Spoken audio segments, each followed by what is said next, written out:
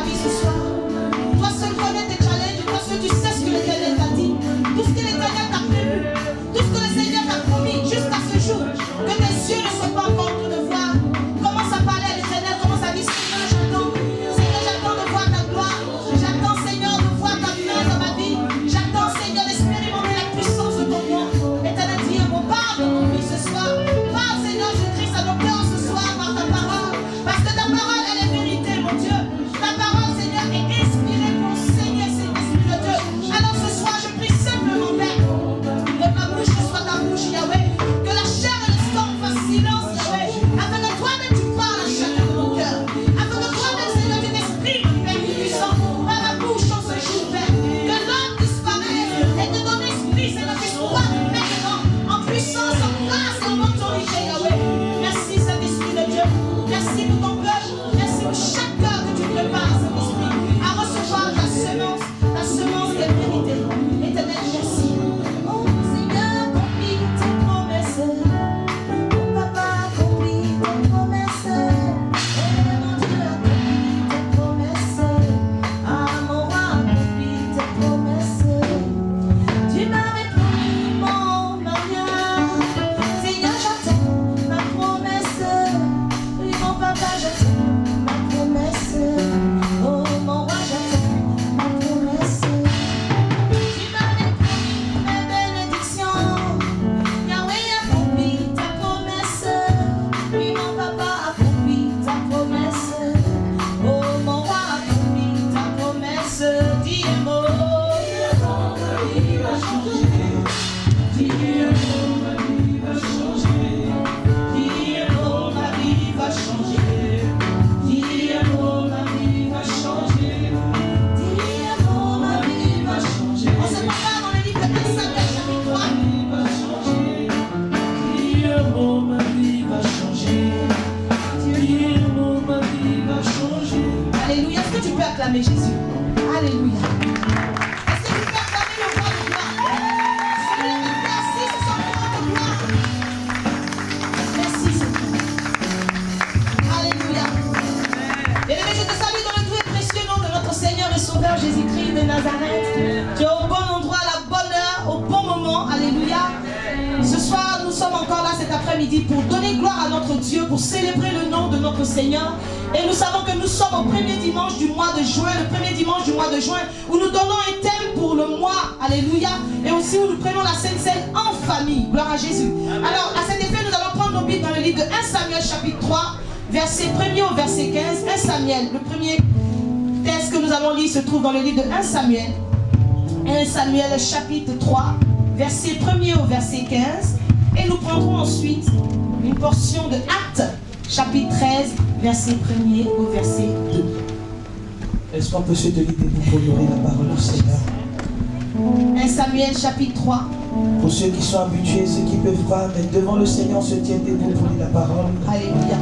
1 Samuel chapitre 3, verset 1er au verset 15. Et Actes des Apôtres chapitre 13, verset 1 au verset 2.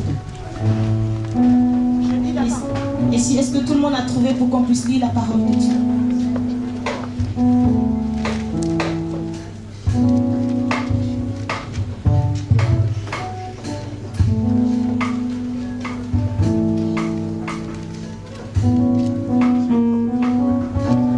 Acte 13, verset 1 au verset 2.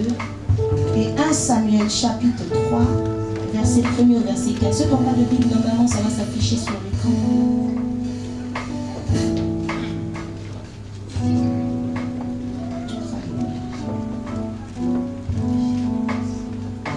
1 Samuel 3, verset 1er, verset 15. Je lis la parole de Dieu avec respect. Amen. Il est plus fort, ma soeur. Le jeune Samuel était au service de l'Éternel devant Élie. Amen. La parole de l'Éternel était rare en ce temps-là.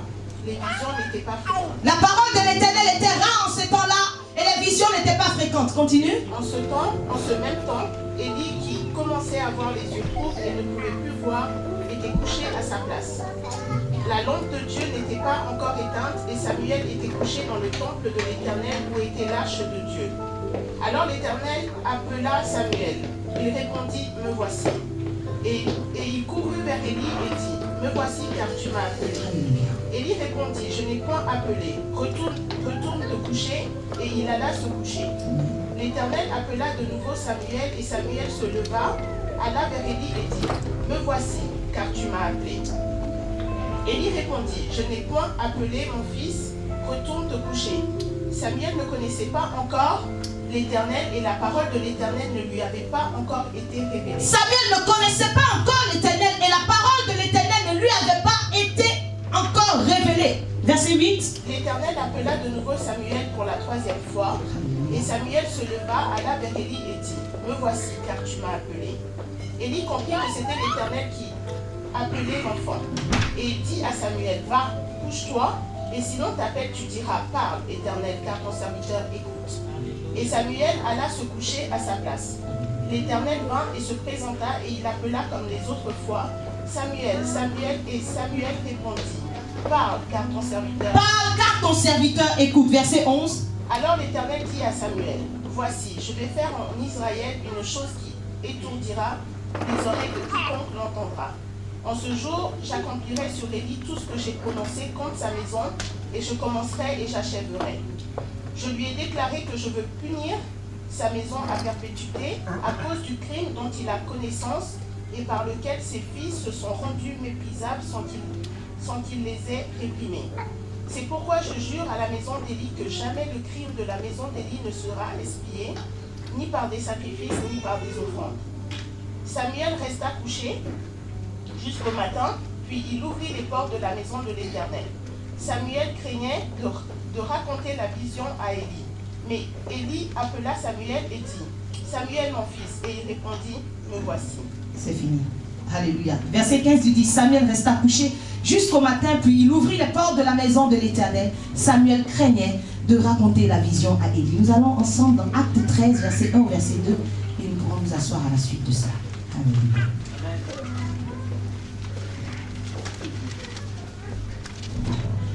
Je lis la parole de Dieu avec respect. Il y avait dans l'église d'Antioche des prophètes et des docteurs, Barnabas, Siméon, appelé Niger, Lucius de Cyrène, Manaen, qui avait été élevé avec Hérode le tétrarque et Saul.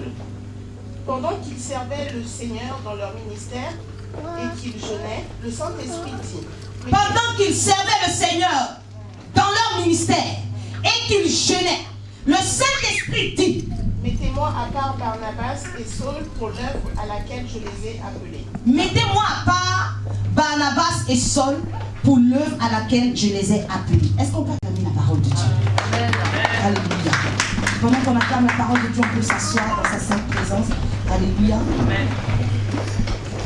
Gloire à Jésus. Que le nom de notre Dieu soit élevé. Bien-aimé, je bénis le Seigneur encore pour ta vie. Je bénis Dieu pour ma vie. Je bénis le nom de l'Éternel pour la vie du temps de la parole.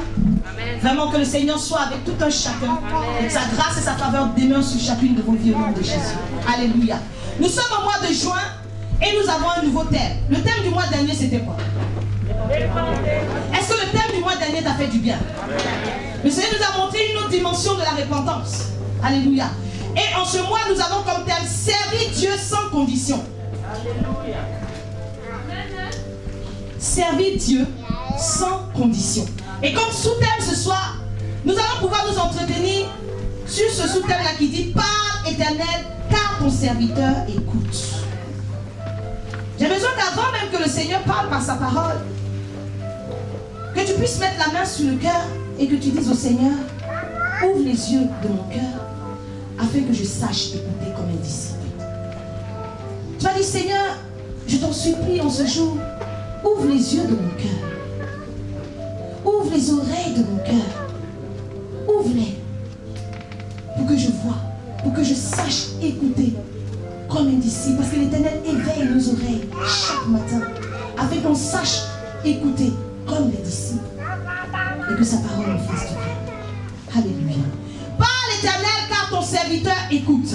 J'ai envie de poser une question, bien-aimée, que je me suis posée à moi-même. Pendant que le Seigneur me parlait de ce message.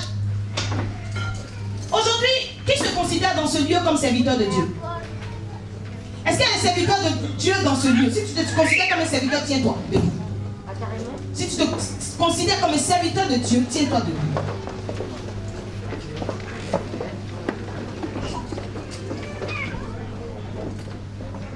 Alléluia. Retournez-vous juste, vous allez voir qu'il y a plusieurs qui sont assis. Amen. On peut s'asseoir. Alors j'ai envie de dire, qu'est-ce qui fait qu'aujourd'hui tu te définis comme étant un serviteur de Dieu?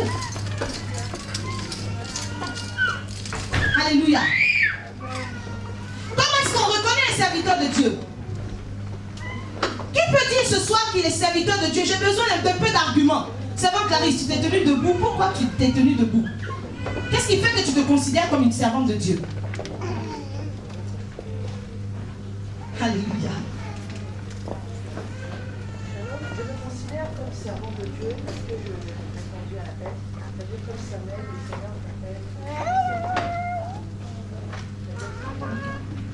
Gloire à Jésus. Est-ce que d'autres personnes ont quelque chose à dire par rapport à ça? Qu'est-ce qui fait qu'aujourd'hui tu te définis comme étant serviteur de Dieu? Frère Sationnet. Qu'est-ce qui t'a poussé à te tenir debout?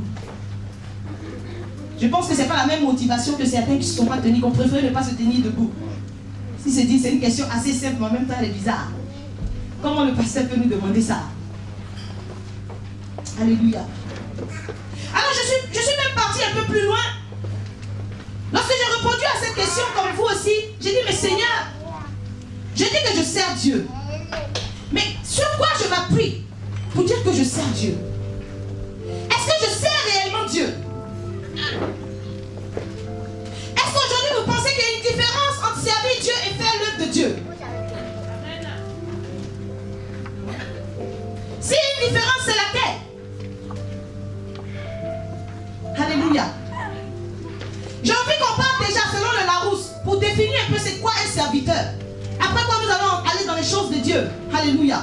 Le Larousse nous dit que le serviteur, c'est celui qui a des devoirs et des obligations envers un souverain, envers un État, envers une collectivité, envers même une personne.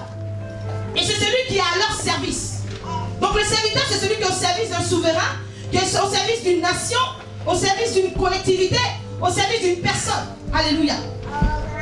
Alors ça m'a fait penser tout de suite à Zacharie, le père de Jean-Baptiste, qui lui, il n'a pas choisi, mais il est né dans une famille de sacrificateurs. Et en tant que quelqu'un qui est né dans une famille de sacrificateurs, il avait des obligations, il avait aussi des devoirs. Donc la Bible déclare qu'il va rencontrer l'ange lorsqu'il est en train de s'acquitter de cette fonction, selon le tour de sa classe en tant que sacrificateur. Alors je veux même qu'avant de continuer, pour répondre à cette question qui dit servir Dieu sans condition, il faut pouvoir comprendre ceci, c'est que avant même de penser à ce terme, il faut prendre d'abord conscience qu'en tant que serviteur de Dieu, tu as des devoirs et des obligations envers Dieu.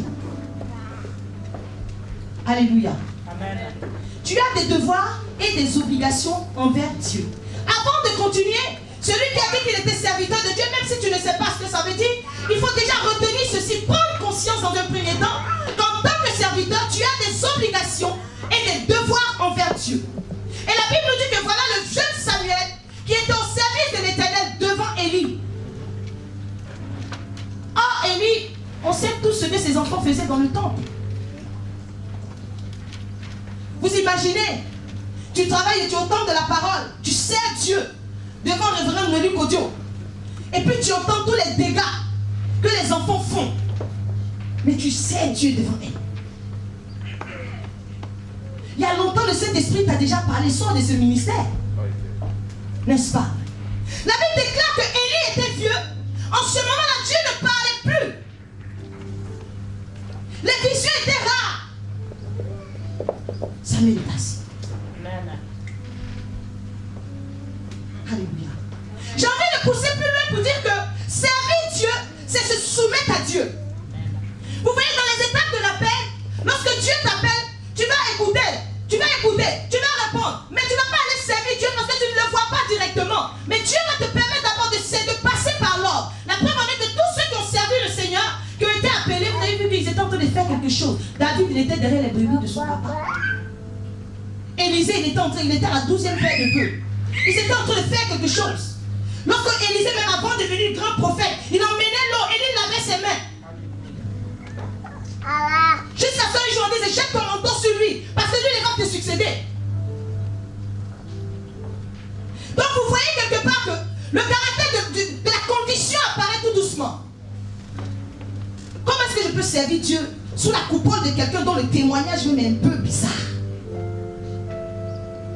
Mais sauf que Samuel, il savait qu'en tant que serviteur, Samuel il connaissait son histoire. Il savait qu'en tant que serviteur, il avait des obligations et des devoirs envers Dieu. Point. Servir Dieu bien-aimé, c'est vivre pour Dieu par la repentance. C'est pourquoi j'ai beaucoup aimé le thème du mois dernier, la repentance. Répondez-vous. Servir Dieu, c'est avoir un langage de sainteté. Comme c'est quelqu'un de vieillard bien-aimé qui toute la journée, la nuit, il disait seulement Saint, Saint, Saint l'Éternel bien-aimé. Ils adoraient l'Éternel en esprit et en vérité. On ne nous dit pas dans la Bible qu'il y avait un qui était en train de prêcher l'évangile là où il était. Mais ils se positionnaient. Les 4 êtres vivants, eux, ils avaient un langage de sainteté. Comme Anne. Elle a perdu son mari, après sa virginité, elle est restée comme ça. Et elle servait Dieu dans le jeûne de la prière, jour et nuit. La Bible déclare qu'elle ne quittait pas le temple. Servir Dieu, c'est être attaché au temple. Servir Dieu, c'est être attaché à Dieu. Servir Dieu bien-aimé, c'est honorer l'Éternel dans ton corps qui est son temple.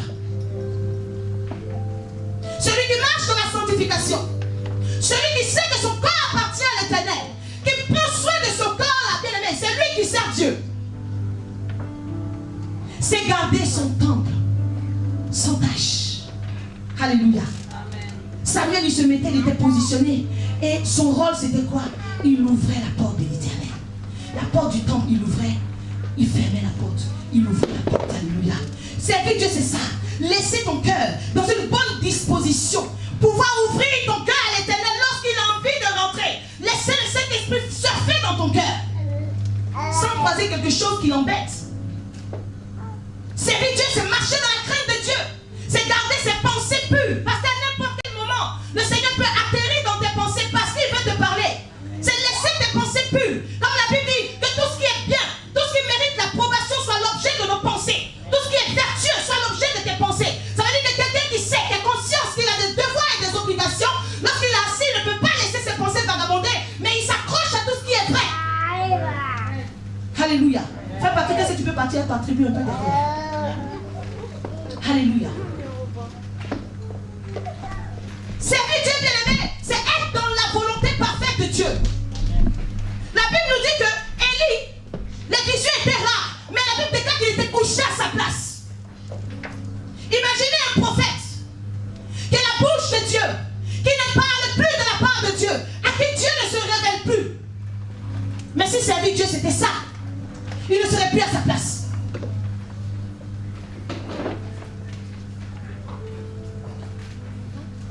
Servir Dieu, ça veut une intimité réelle avec Dieu. Couché là. Où était l'arche de Dieu? Comme Samuel, attaché à la présence de Dieu. Servir Dieu, c'est être rempli de Dieu. Malgré que Dieu ne parlait plus, malgré qu'il ne prophétisait plus et que les visions étaient rares en ce moment, la Bible déclare que la lampe de l'Éternel était toujours allumée. Ça veut dire qu'il avait constamment la présence de Dieu. Il était là. Il servait Dieu. Imaginez un prophète qui ne prophétise pas, à qui Dieu ne parle pas. Si c'est ça, servir Dieu, c'est qu'à un moment donné, si Dieu ne parle plus, mon service est conditionné. Parce que tu ne peux pas forcer Dieu à parler. Tu ne peux pas forcer Dieu à se révéler. S'il a envie de se taire, il se tait. Même s'il y a la grâce de Dieu sur toi. S'il ne veut pas te répondre, il ne te répond pas. Parce qu'il est souverain, il fait ce qu'il veut. Servir l'Éternel, c'est s'offrir comme un sacrifice vivant à l'Éternel. J'ai beaucoup aimé lorsqu'on n'a même pas vu une femme disciple dans la Bible, mais la Bible nous enseigne qu'il y avait beaucoup de femmes qui suivaient Jésus de loin. Ces femmes-là le servaient. Marie de Magdala, la mère des fils de Zébédée. Et ce sont ces femmes-là qui, dès le matin, soir, cherchaient à embaumer le corps de Jésus. Servir Dieu, c'est ça. C'est que ton témoignage monte comme un parfum agréable à l'Éternel. Quand tu passes quelque part, on sent l'odeur de Christ. C'est ça, servir Dieu. Servir Dieu, c'est capable de laisser monter le parfum de Christ qui est en toi. Servir Dieu, ça veut un bon relationnel avec Dieu.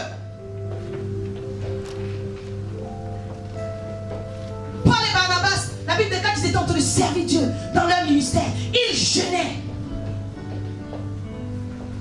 Il y a plusieurs sortes de jeûnes. Jeûne de purification, jeûne d'humiliation. Bien, ils étaient en train de mortifier leur corps devant le Seigneur pour laisser monter quelque chose à l'Éternel. Servir Dieu, bien aimé, c'est aimer Dieu plus que tout. C'est pour cette raison que le Seigneur Jésus, il savait qu'il allait confier l'église à Pierre. Alors il va partir même aux origines de Pierre. Il dit, Simon, fils de Jonas, même tu, plus que tous ceux qui sont là, lorsqu'il va répondre, lui, au Seigneur, tu sais que je t'aime, il va lui dire, dans ce cas, paie mes brebis. Donc nous voyons qu'il y a une différence tout de suite que le Seigneur met.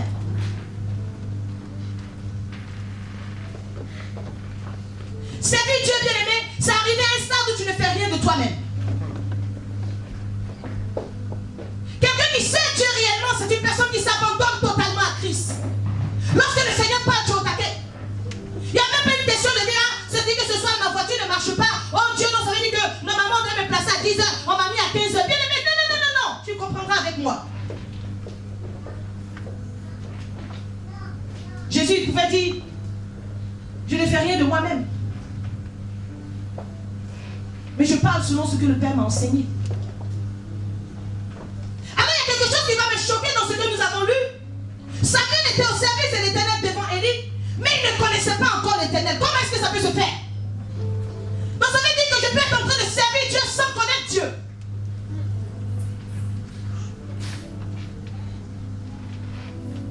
Il ne connaissait pas encore l'Éternel et la parole de l'Éternel ne lui avait pas encore été révélée. Qu'est-ce que cela signifie? Samuel était au service de l'Éternel devant Élie.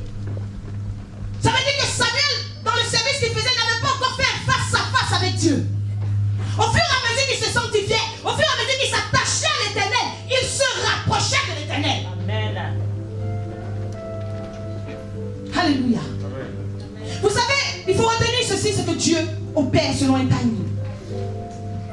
Dieu opère selon un timing. Si tu as une mauvaise définition de servir Dieu, ça peut être fatal. Vous savez, plus on sert Dieu dans une soumission totale, plus le Seigneur se rapproche de nous. Lorsque tu sers Dieu, tu dis que tu sers Dieu et que tu ne marches pas dans la sainteté, il y a un niveau auquel tu ne peux pas arriver. C'est pour ça que le Seigneur dit dans sa parole que si tu es fidèle dans le peu, Dieu sera fidèle avec toi aussi dans des grandes choses.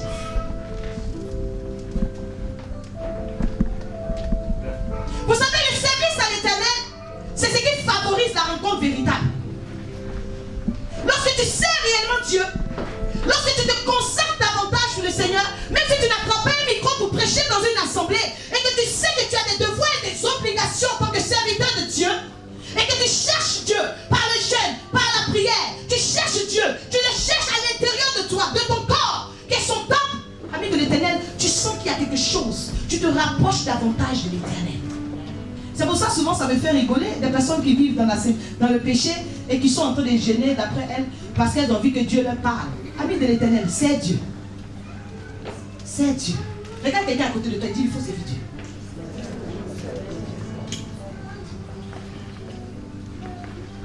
Vous savez, le Seigneur va me dire ceci.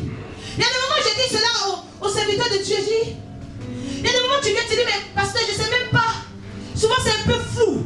Mon ministère est un peu flou dans ma tête, tout est mélangé. Je leur dis souvent, regarde, c'est Dieu. C'est-le.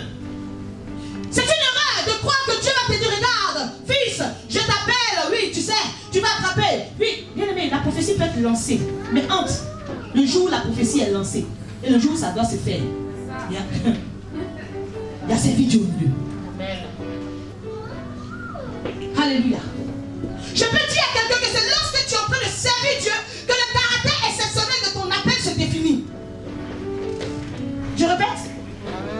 Pendant que tu es en train de servir Dieu, le caractère exceptionnel de ton appel se définit. La Bible déclare que Paul et Barnabas, il y avait des docteurs, il y avait des prophètes, ils étaient tous là, en train de servir Dieu. Mais c'est à ce moment-là que le Saint-Esprit va dire, mettez-le à part.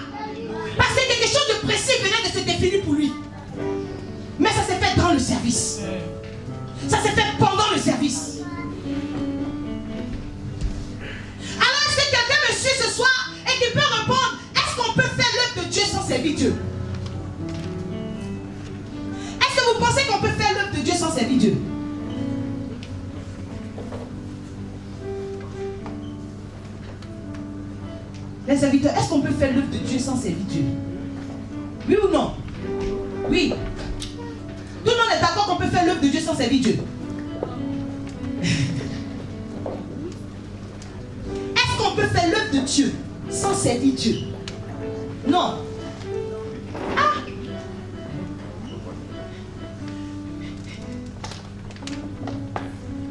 Est-ce que tu peux te poser cette question de savoir, est-ce que tu sais Dieu ou Dieu se sert de toi?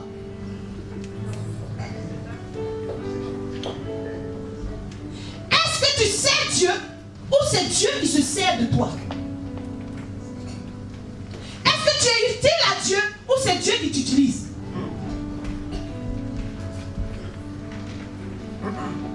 Lorsque j'étais face à ce dilemme-là devant mon Dieu, il m'a donné un exemple qui est tout simple. Il m'a dit, regarde, tu as peut-être une soupe devant toi.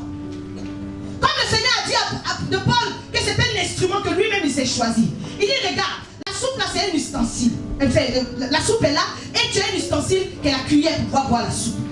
Mais au cas où tu sais que c'est la cuillère dont tu as besoin pour boire la soupe, si tu n'as pas la cuillère, qu'il y a une fourchette qui est là, tu vas l'utiliser, non? Mais est-ce que c'est pour autant que la fourchette est utile? Non. Pour cette circonstance-là, c'est la cuillère. C'est la cuillère qui m'est utile. Mais j'utilise la fourchette. Il y a une différence entre quelqu'un qui sert Dieu et celui dont Dieu se sert.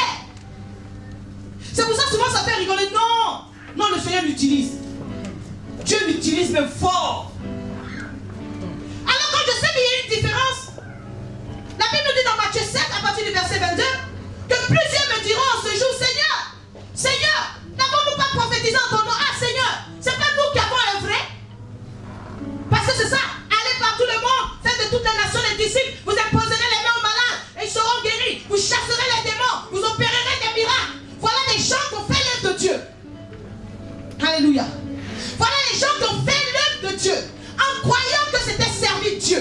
Alors ces personnes arrivent, oui, avec un caractère bien aimé, vous savez, elles arrivent parce qu'elles sont sûres d'elles. Elles sont sûres de ce qu'elles ont fait dans l'œuvre. Mais Seigneur, nous on a chassé les démons en ton nom. Mais c'est nous qui avons fait des miracles par ton nom. C'est un peu ce que tu te souviens. C'est nous que tu as utilisé là. Nous. C'est nous que tu as utilisé pour prophétiser en ton nom. Tu as oublié cet esprit. Alors il va les regarder, il va leur dire ouvertement. Moi je ne vous ai jamais connu. Retirez-vous de moi, vous qui commettez l'iniquité. Ça veut dire quoi? Retirez-vous de moi, vous qui ne me servez pas. Parce qu'on a dit que servir Dieu, c'est marcher dans la sainteté. Alors le Seigneur fait une bonne différence pour leur dire, vous avez œuvré à mon nom, mais vous ne m'avez pas servi. Donc, je peux dire sur la base de la parole qu'il y a une différence entre servir Dieu et faire l'œuvre de Dieu. Amen.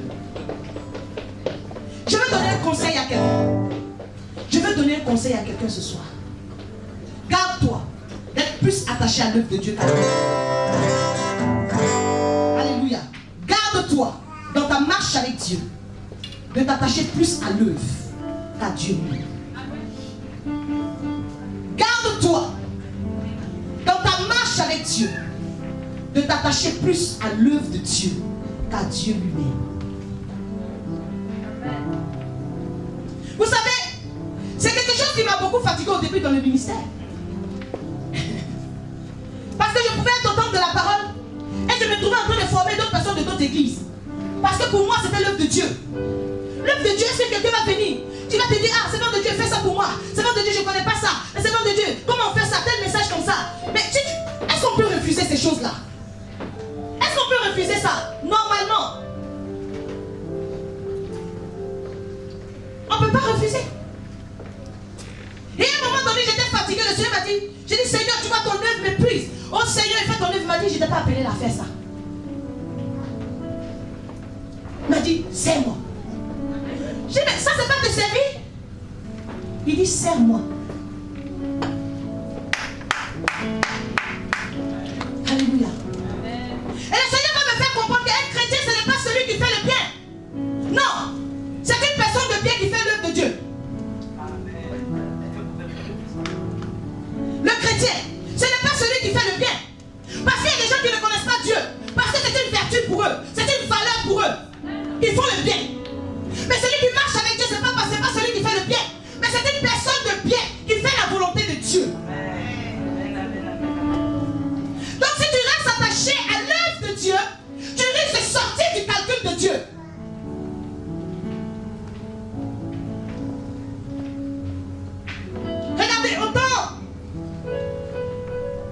d'Élie, la Bible déclare qu'il y avait beaucoup de veuves en Israël, n'est-ce pas? Lorsque le ciel fut fermé 3 ans et demi, il y a eu une famine sur toute la terre. Il y avait beaucoup de veuves. Mais cependant, il ne fut envoyé vers aucune d'entre elles si ce n'est vers la veuve de Sarepta. Normalement, s'il fait l'œuvre de Dieu, c'est d'aller soutenir toutes les veuves là. Ça n'est pas être la veuve de Sarepta seulement qu'elle est visitée. Au temps d'Élisée, le prophète, il y avait beaucoup de lépreux en Israël. Mais cependant, il ne fut emmené vers aucun d'entre eux. Aucun ne fut purifié, si ce n'est Naaman le Syrien. J'aimerais que bien aimé ce soir, tu puisses retenir ceci. Il faut servir Dieu. Maintenant, quand tu vas arriver à une autre dimension comme Samuel, tu peux servir Dieu en faisant son œuvre.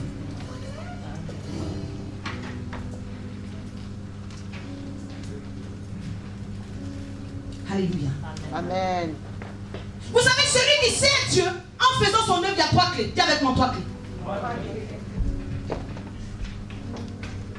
La première clé, c'est avoir une orientation dans tes actions. La deuxième, c'est prendre un engagement et surtout de poursuivre un objectif. Je m'explique. Si tu décides de servir Dieu, nous voyons encore même que dans le service, il y a service, il y a service. C'est pour cette raison, par moment, quand tu regardes ton comportement, soyez concentrés ici, laissez tout ça. Parce que quand la trompette va sonner, bien aimé, tu risques de faire tomber tout ce qui est dans ta main. Suis-moi. Alléluia. Servir Dieu, bien aimé, c'est délicat. Il y a un niveau. C'est pour cette raison, regardez un tout petit peu. Lorsque Dieu veut faire de grandes choses avec toi, il va mettre en face de toi ton vis-à-vis. Il va t'emmener chez un serviteur de Dieu. Tu vas faire tout ce que tu n'aimes pas. Parce qu'il va te casser. Il va t'emmener dans une soumission. Parce que si tu n'arrives pas à te soumettre à l'homme que tu vois, c'est là que tu es disqualifié. Oh yes. C'est pour cette raison que le Seigneur appelle Ézéchiel. Il dit, moi je t'envoie vers un peuple au courroie, mais je te donne un front dur comme du diamant. Parce que c'est un front comme ça qu'il faut à ce peuple-là. Et c'est à ce moment-là que ceux qui ont la paix, c'est à ce moment-là que ceux qui sont appelés à servir Dieu dans un ministère, c'est à ce moment qu'on est tous disqualifiés.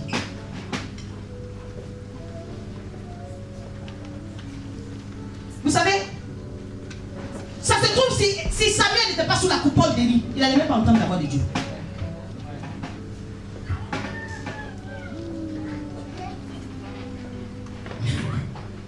Amen. Ça c'est votre message. Amen. Alléluia.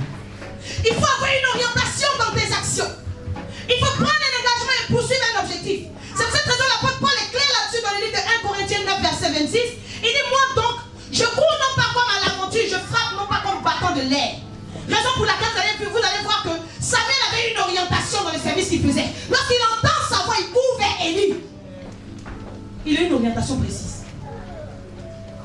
À 3 reprises, regardez derrière cette orientation, regardez la soumission. Élie lui dit, je ne t'ai pas appelé, retourne te coucher. La Bible déclare qu'il retourna se coucher. C'est en ce moment d'autres vont dire, ah, donc quand tu dis que Dieu ne me parle pas. C'est que j'ai entendu, il te dit, pasteur, j'ai dit, je sens la paix. Je sens ça bouillonne, ça monte comme ça. On dit, va te coucher. Le Seigneur dit que c'est le temps, c'est le moment que j'ouvre le ministère. Et tu t'en vas, bien aimé. Tu vois ce qui est là-bas.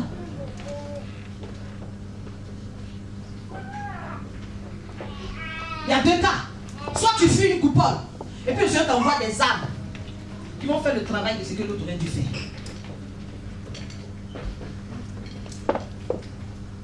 Il dit, moi je cours non pas comme à l'aventure. Ça veut dire que j'ai une orientation dans ma course. Lorsque je décide de poser une action, de frapper, je sais ce que j'ai envie de taper.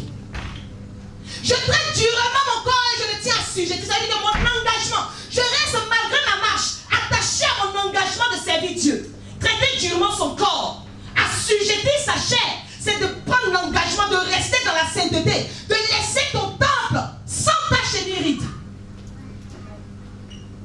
Et quand il finit ça, il dit, de peur d'être moi-même rejeté après avoir prêché aux autres. Donc ça veut dire que si je ne suis pas attaché à Dieu, si je ne suis pas en train de servir Dieu, que je m'attache seulement à l'œuvre, je peux finir d'œuvrer et être rejeté.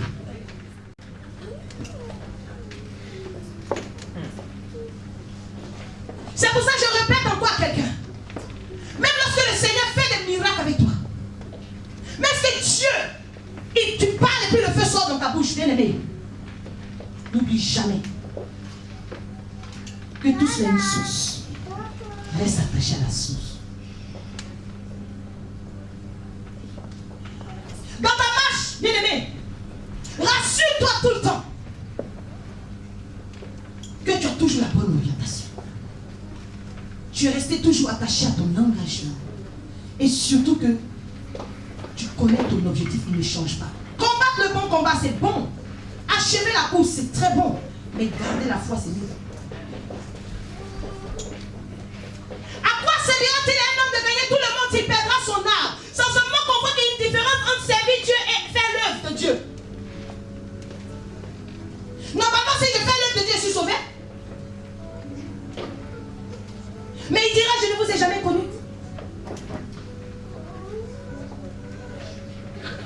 La Bible nous dit qu'on ne peut pas servir 2 mètres. Alors je vais comprendre quelque chose d'autre dans ce passage-là. On ne peut pas servir 2 mètres. Parce que soit tu vas haïr un, tu vas aimer l'autre. Mais par contre, on peut œuvrer pour 2 mètres. Amène avec moi. On ne peut pas servir 2 mètres. Mais on peut œuvrer pour 2 mètres. Le problème, c'est que si tu décides de servir Dieu, tu vas être utile à Dieu. Et peut-être si tu ouvres des portes, Satan va t'utiliser. Mais si tu décides de servir le diable, tu seras utile pour le monde des ténèbres. Et puis Dieu peut t'utiliser. Raison pour laquelle il y a des gens qui ne servent pas Dieu, mais que Dieu utilise pour faire des miracles et des prodiges. On ne peut pas servir 2 mètres, mais on peut œuvrer pour 2 mètres.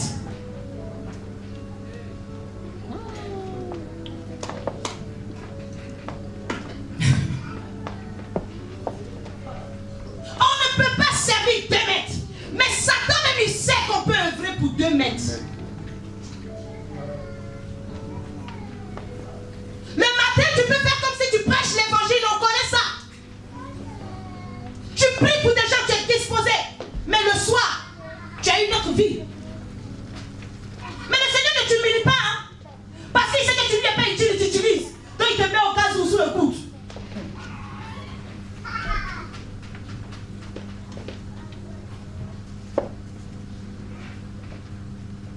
Si tu es attaché à l'œuvre de Dieu, tu vas marcher dans la désobéissance et dans l'insoumission à l'Éternel. Tu ne seras plus dans le service. Pourquoi je le dis? Regardez, Paul, il veut aller prêcher, annoncer la parole. On dit annoncer la parole de Dieu. On ne dit pas visiter son frère, on ne dit pas visiter sa maman, mais annoncer la parole de Dieu en Asie. Le Saint-Esprit le bloque. Il dit en Asie, là, tu ne vas pas là-bas. Il n'y a pas des gens qui avaient besoin d'entendre la parole de Dieu en Asie. Mais Dieu dit en Asie, tu ne vas pas en Asie. Parce qu'il n'avait pas programmé dans ce service-là que Paul aille en Asie. Dis à quelqu'un en Macédoine qui t'attend. Imaginez quelqu'un qui sait qu'on invite quelque part. Il va, vous savez, aujourd'hui quand tu invites quelqu'un, viens bénir mon peuple. Il te dit non. Mais c'est là, c'est prêt, hein. Bien aimé. On ne va pas où Dieu t'a pas envoyé. Même si là-bas, il y a des paralytiques qui doivent marcher. Si Dieu t'a pas dit va, il va envoyer quelqu'un d'autre. Peut-être quelqu'un qui l'utilise pour faire marcher les paralytiques. Restons attachés à Dieu au lieu de s'attacher à l'œuvre. Quelqu'un pourrait me dire, mais Christ, c'est pas moi l'annoncer? Oui. Mais le plus important lorsque tu annonces Christ, c'est qu'il soit glorifié dans ton corps. C'est bien d'annoncer Christ. Mais ce qui fait plaisir à l'Éternel quand tu annonces Christ, c'est qu'il soit glorifié, toi, dans ton corps. Que ta vie l'honore. Si c'est pour annoncer, si c'est pour parler, Dieu me fait parler l'âne. L'âne m'a dit qu'elle est utile à l'Éternel. L'âne là, que Dieu a fait parler là, cet animal est utile. Dieu l'a utilisé. Il y a des chrétiens qui sont comme l'âne.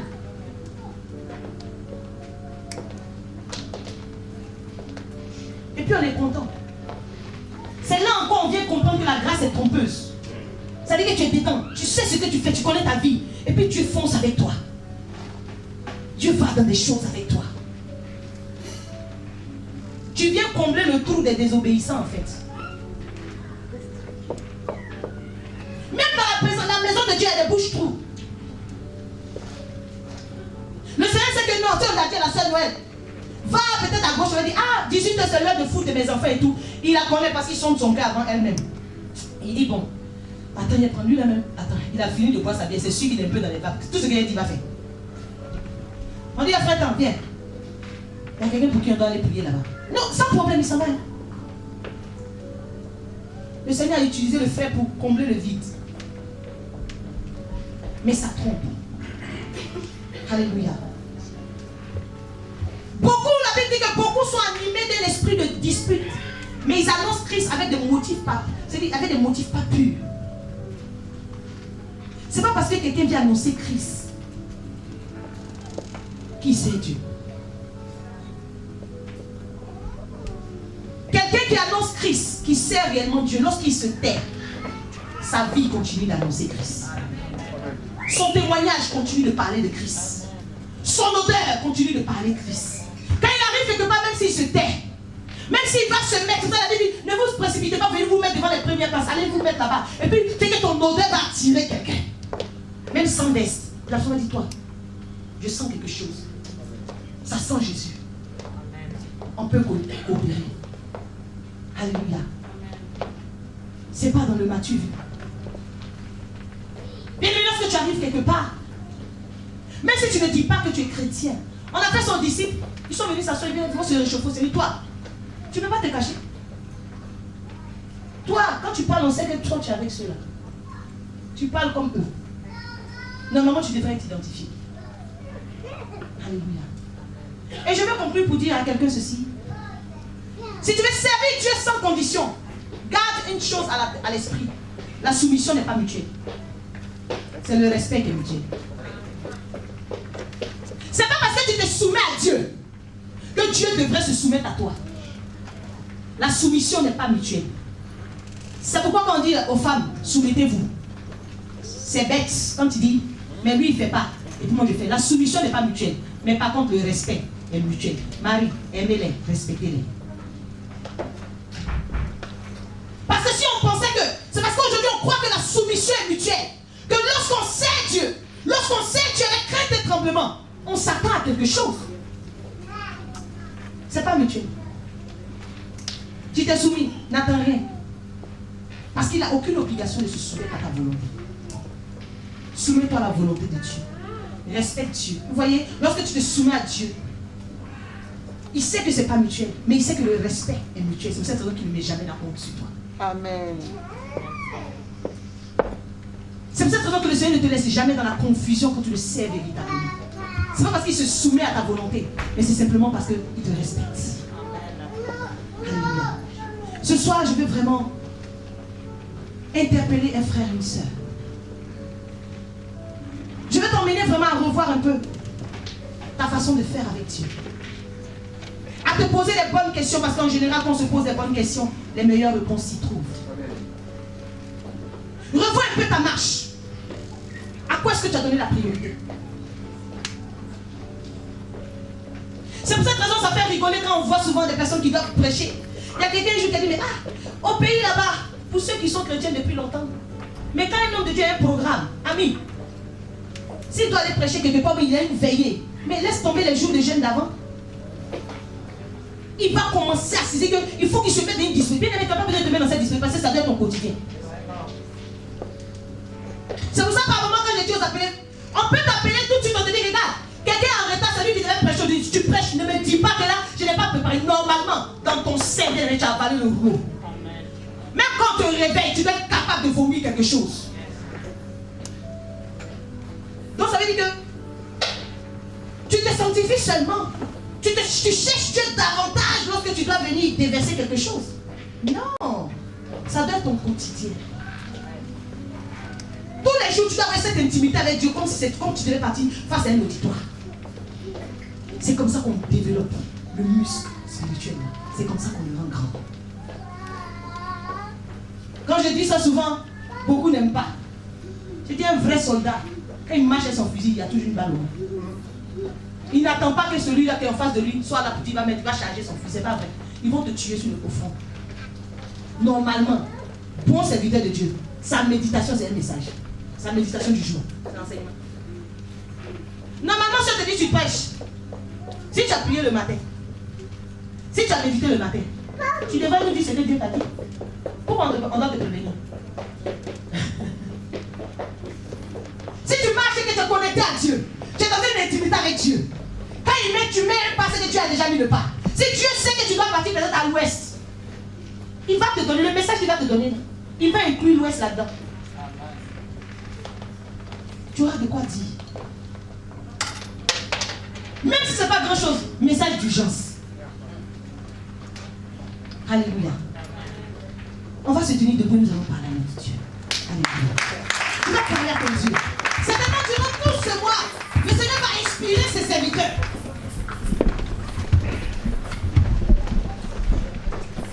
Ceux qui pensaient que servir Dieu, c'était venir attraper le micro. Bien aimé, détrompe-toi. Détrompe-toi. Ne confonds pas. Ne confonds pas. Servir Dieu en faisant son œuvre, ou faire simplement l'œuvre de Dieu, ou servir Dieu et attendre vraiment d'aller à un autre niveau. Tu vas parler à ton Dieu. Parce qu'on a posé 3 questions au départ. 3 questions vraiment qui restent un sujet de réflexion pour chacun d'entre nous. Qu'est-ce qui fait que je me définissais avant ce message comme étant un serviteur de Dieu? Ce qui fait que par moment on se dit, mais bon, moi je n'attrape pas le micro, donc pour moi, la vie que je mène là, c'est pas grave. Quand vraiment, mais je sais que quand je vais répondre à l'appel et que je sens que dans le sacerdoce, le jour que je me mets sur la chair là, il y a des choses que je vais arrêter. Bien aimé, en fait, tu ne vas jamais les arrêter. Parce que Dieu attend que tu arrêtes ces choses pour aller à un autre niveau avec toi. Il faut se débarrasser. Plus on a envie de prendre de l'altitude élevée, on est souple, on est léger.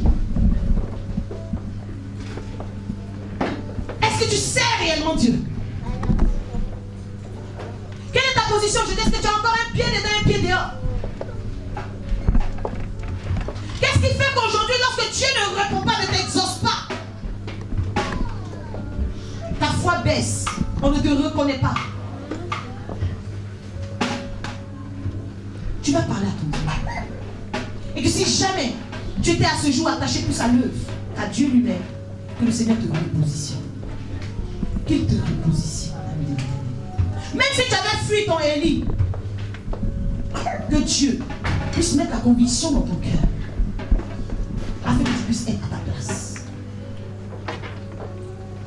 Afin que tu puisses être à ta place. Parce que par moment, bien aimé, c'est ce Élie qui ne parlait pas, à qui Dieu ne parlait plus, qui a pu dire, voici comment on fait. Dis, parle. Éternel, ton serviteur écoute. Ce jour-là spécialement, Dieu ouvert sa bouche qui parle. Alléluia. Si tu avais l'habitude de juger en fonction de ce que tu voyais, pour dire si tu devais être là ou pas, bien tu peux arriver. Vous savez, la Bible déclare que Dieu, il a caché les choses. Aux sages, aux savants, il a caché. Mais il a révélé ces choses aux petits. Aux petits. Les choses de Dieu, bien aimé,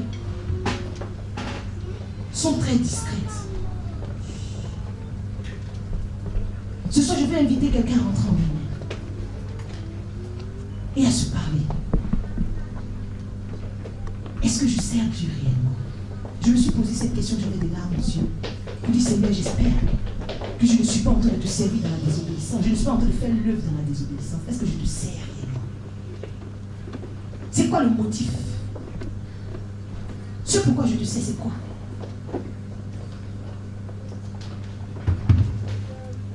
Est-ce que nous servons Dieu réellement? Je veux être utile au Seigneur. Je veux être un instrument incontournable entre les mains du Seigneur.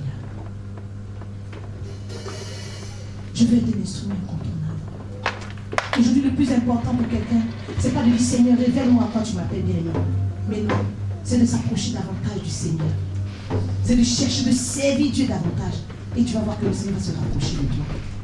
Comme Samuel, qui avait compris déjà son histoire, qui savait, quand il savait, ne connaissait pas Dieu. Ça veut dire que Samuel n'avait pas encore fait le face à face avec Dieu. Parce qu'il savait son histoire. Il savait que lui, il était voué à servir Dieu. Il savait que là où il était positionné, il avait des obligations et des devoirs. Mais plus il respectait ses obligations et ses devoirs. Et cela a suscité l'admiration du Seigneur. Il s'est décidé à nous parler. Mais il y a quelque chose qui manque dans ce que tu attends de la part de Dieu. C'est le service véritable à l'Éternel. C'est Dieu véritablement. C'est Dieu véritablement. Dis-toi que le premier ministère dans lequel tu dois vraiment exploser, c'est ton temple personnel. C'est à l'intérieur de toi. Fais des exploits à l'intérieur de toi, tu verras que le Seigneur fera des exploits à l'extérieur de toi. Le premier lieu où tu devrais montrer à Dieu de quoi tu es capable, qui tu es, en matière de sainteté, en matière d'adoration, c'est à l'intérieur de toi. Vis une vie de sainteté. Jésus revient bientôt, il est à la porte. Ne laisse pas l'ennemi t'emmener dans son plan. Décide de marcher véritablement à Dieu. Souviens-toi de ton engagement du départ. Élève la voix devant Dieu. Et commence à parler à Dieu. Parle sincèrement à ton Dieu. Que ce soit s'il t'a tiré dans sa présence, la Bible déclare qu'il a tiré Israël dans le désert. Ce n'est pas